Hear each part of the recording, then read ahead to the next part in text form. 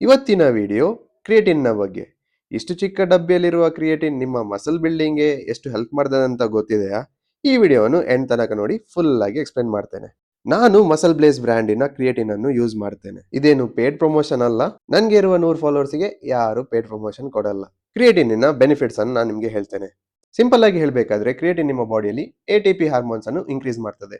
ಇದರಿಂದಾಗಿ ನಿಮಗೆ energy output ಜಾಸ್ತಿ ಆಗಿರ್ತದೆ. ಇದರಿಂದಾಗಿ ನೀವು 10 ರೆಪ್ಸ್ ಮಾಡ್ತಿದ್ದಲ್ಲಿ 12 ರೆಪ್ಸ್ ಮಾಡಬಹುದು. ಸೊ ಈ ತರ ನೀವು ಜಾಸ್ತಿ ಲಿಫ್ಟ್ ಮಾಡಿದಾಗ ನಿಮಗೆ ಮಸಲ್ ಗ್ರೋತ್ ಕೂಡ ಜಾಸ್ತಿ ಆಗ್ತದೆ. ಇದರಲ್ಲಿ ಕೆಲವು ಫ್ಲೇವರ್ಸ್ ಕೂಡ ಬರ್ತದೆ, ಬಟ್ ನಾನು ಯೂಸ್ ಮಾಡೋದು ಅನ್ಫ್ಲೇವರ್ಡ್ ಅಂಡ್ ಇದು ನನಗೆ 978 ರುಪೀಸ್ಗೆ ಸಿಕ್ಕಿತ್ತು. ಇದರಿಂದ ನಿಮ್ಮ ಮಸಲ್ ಗ್ರೋತ್ ಮಾತ್ರ ಅಲ್ಲ, ನಿಮ್ಮ ಬ್ರೈನ್ ಫಂಕ್ಷನಿಂಗ್ ಕೂಡ ಇಂಪ್ರೂವ್ ಆಗ್ತದೆ.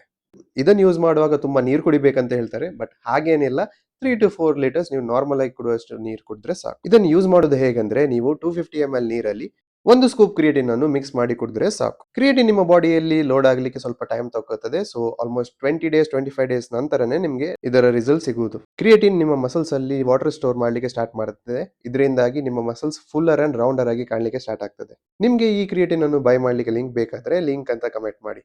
ನೀವು ಕೂಡ ಈ ತರ ರೌಂಡ್ ಅಂಡ್ ಫುಲ್ಲರ್ ಮಸಲ್ಸ್ ಅನ್ನು ಪಡೆಯಬಹುದು. ಮರೆಯದೆ ಫಾಲೋ ಮಾಡಿ.